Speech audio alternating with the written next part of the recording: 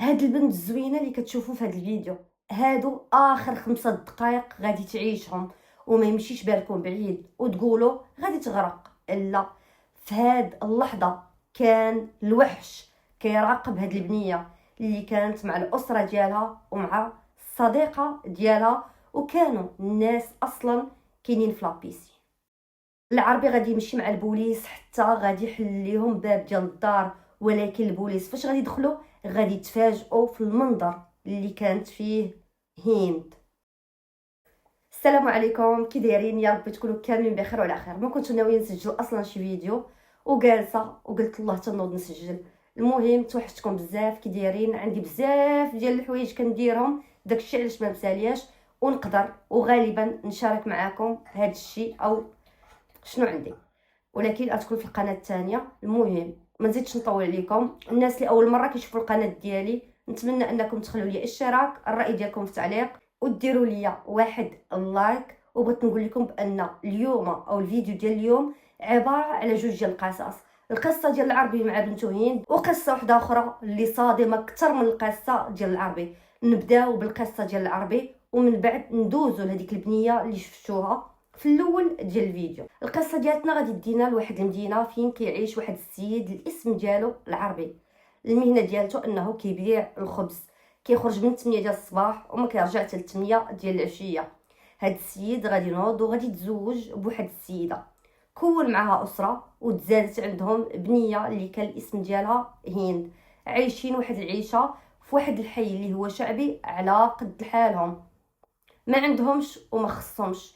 مرتو جالسه في الدار كتربي بنيتها، وهو كيفيق كيمشي للخدمه ديالو وبالليل كيرجع لدارو، وعايشين حياه هادئه ومستقره.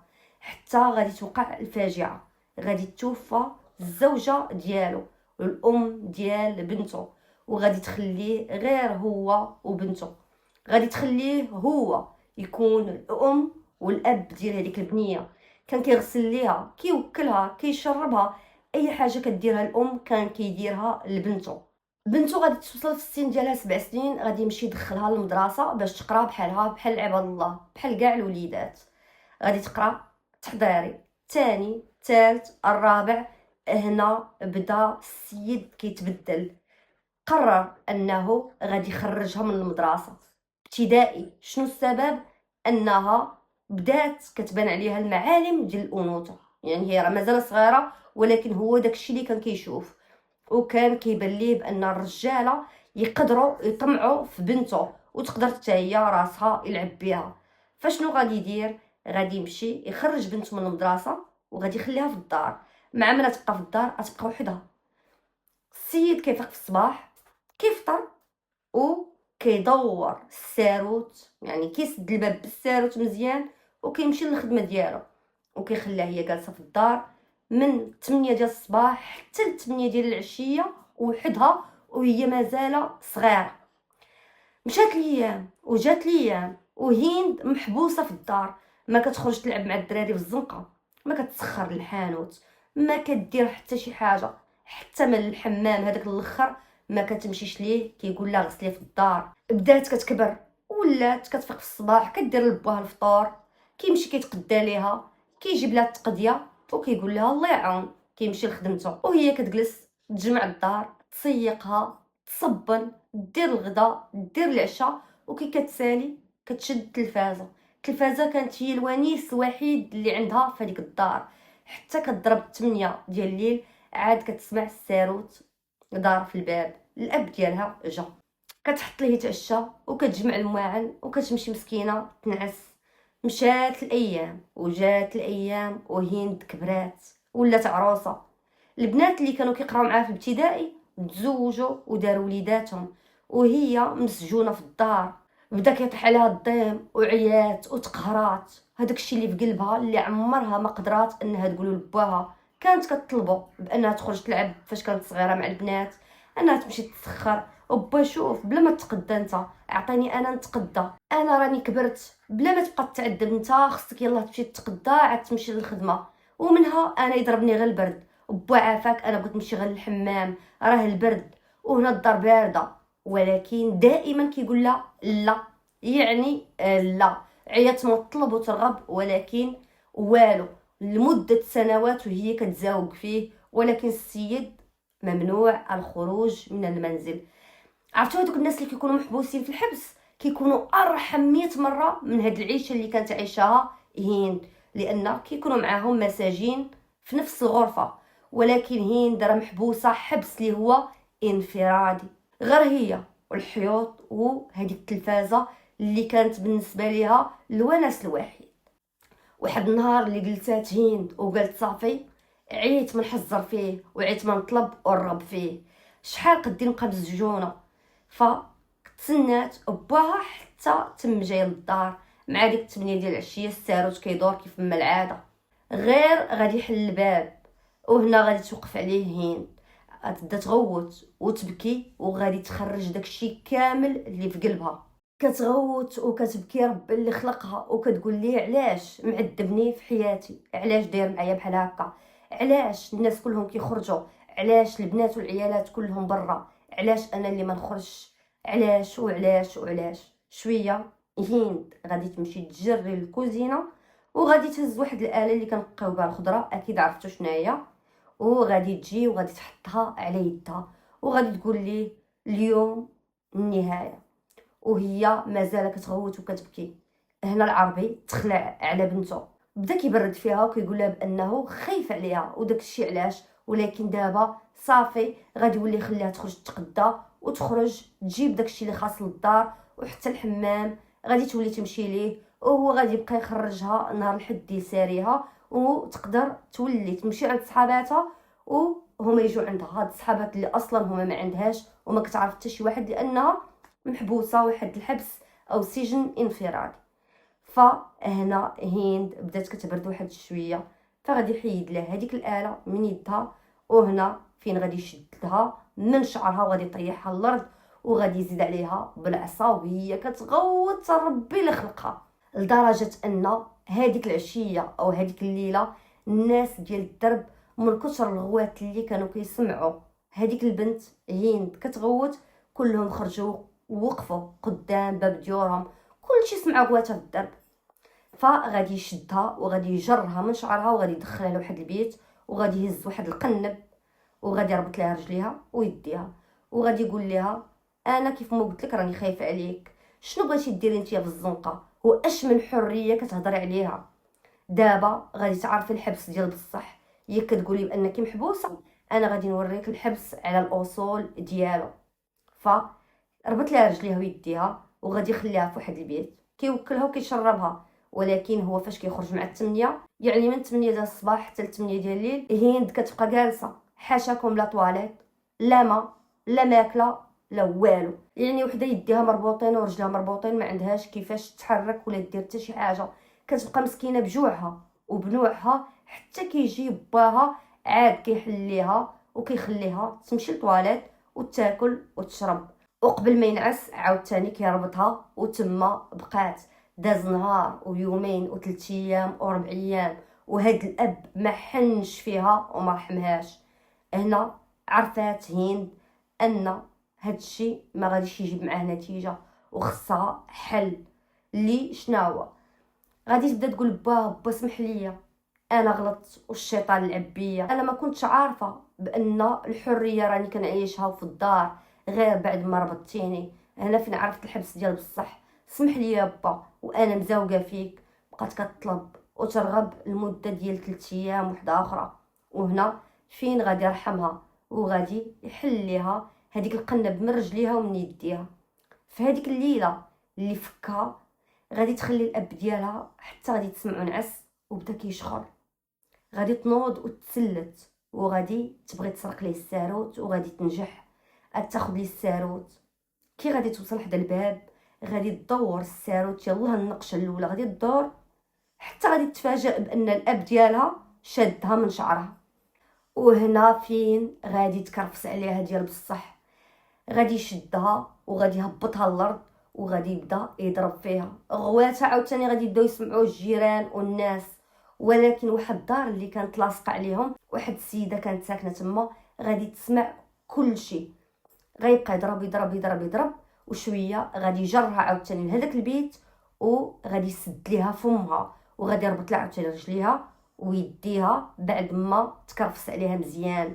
ولكن هاد السيد ما وقفش هنا، غادي يمشي للكوزينه وغادي يجيب آلة كنقيو بها الخضره عاوتاني بلا ما نقول لكم الاسم ديالها، وغادي يحطها فوق البوطه حتى يولي اللون ديالها احمر، وغادي يجي يلصقها على يديها وعلى وجهها مسكينه غادي تشوه، وغادي يزيد يكمل عليها بالعصا. هاد البنت اللي كان ساد لها فمها باش ما تزيدش تغوت، راه الصوت اصلا مشى ليها من كتر الالام والبكا والغوات، فغادي يخليها بحال هكا حتى الصباح.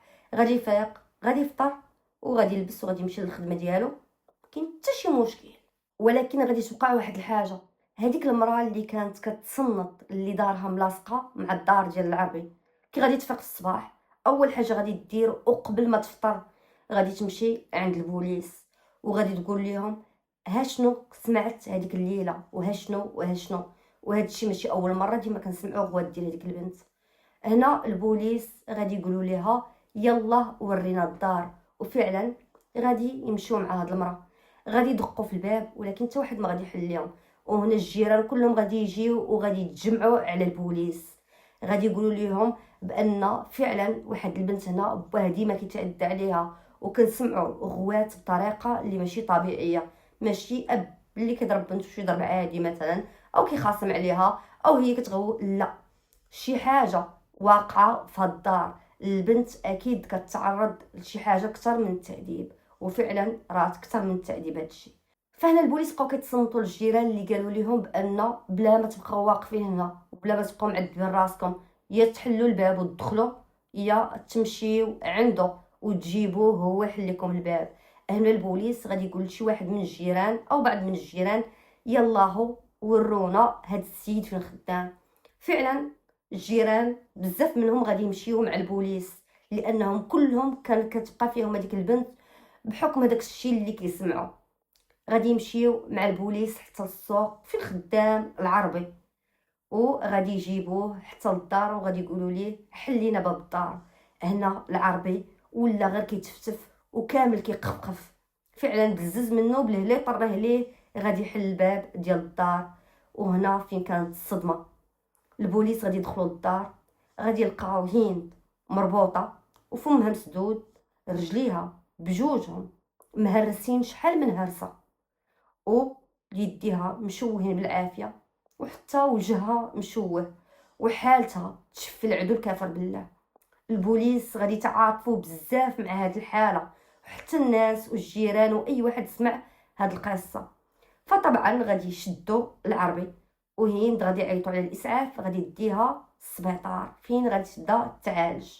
القصه انتشرات وبزاف ديال الجمعيات تدخلوا وعاونوها، جابوا لها دكاتره اللي هما نفسيين باش يعالجوا الحاله النفسيه ديالها لانها كانت مدمره. تخيلوا معايا بنت من صغرها حتى لعمر الشباب، يعني تقريبا ما عرفتش في هذيك الوقيته شحال كان في العمر ديالها، يعني كيف ما قلت لكم اللي قدرها تزوجوا وداروا وليداتهم وهي مسكينه عمرها ما شافت الزنقه كيفاش دايره، محبوسه وسط 4 ديال الحيوط. فغادي يتم الحكم على هذا الاب ب 15 عام ديال الحبس، وهي غادي تعاطفوا معها الناس، غادي يعاونوها ماديا، الجمعيات غادي يوقفوا معاها وغادي تعالج رغم ان داكشي اللي في وجهها مسكينه راه ما حيدش. فغادي ترجع للدار ديال باها والناس معاونين معاها وبقات عايشه، ولات مسكينه كتخرج كتسخر، هي اللي كتقدى، ولات كتشوف الدنيا، يعني الدنيا ماشي هي 4 ديال الحيوط، ولات كتشوف السما، ولات كتشوف الشجر اللي ما كانتش كتشوفه غير في التلفاز. غادي تبقى عايشه على هذا الحال حتى غادي تتعرف على واحد السيد اللي غادي يتزوج بها وغادي يديها تعيش معاه في دارو، وغادي يتزادوا عندهم 2 ديال الوليدات. كانت هذه قصه ديال العربي، ودابا بغيتكم توجدوا راسكم معايا لان هذا الشيء اللي غادي تسمعوا صادم وما فيه الصراحه ما يتسمع. هاد البنت اللي شفتوها في الفيديو، هاد البنت الاسم ديالها ايسل، في العمر ديالها 7 سنين، كتقرا في واحد المدرسه اللي هي بريفي، تقريبا من اغلى المدارس اللي كاينين في المدينه ديالها. دارهم ناس اللي زوينين بزاف، مربيين ومحترمين، طبعا الامكانيات ديالهم الماديه مزيانه، كل شيء بخير، عايشين في واحد الجو اللي هو زوين، الام كانت كتبغي ايسل بواحد الدرجه اللي ما يمكنش. وايسل كانت من البنات او الناس اللي كيعجبهم انهم يصوروا فيديوهات، ولكن هاد الفيديوهات ما كانوش كنشروهم، ولكن كانت كتخليهم غير في التليفون ديال ماماها. ديما كتكون واقفه وكتبقى تسجل، زعما راها كتهضر، زعما راه كتقدم شي حاجه. يعني كانت واحد البنت اللي نشيطه بزاف، كانت كتقرا مزيان، وكانت واحد البنيه اللي هي اجتماعيه، عندها صحاباتها الوليدات في المدرسه كيبغيوها، اللي في الكلاس معاها كيديروا انشطه، مهتمه بزاف بهاد الجو ديال الانشطه، كتشارك في المسابقات ديال الغنى، ديال بزاف ديال الحوايج. يعني بنت اللي عندها حماس، نشيطه، مؤدبه، كل شيء فيها زوين، حتى الشكل ديالها زوين.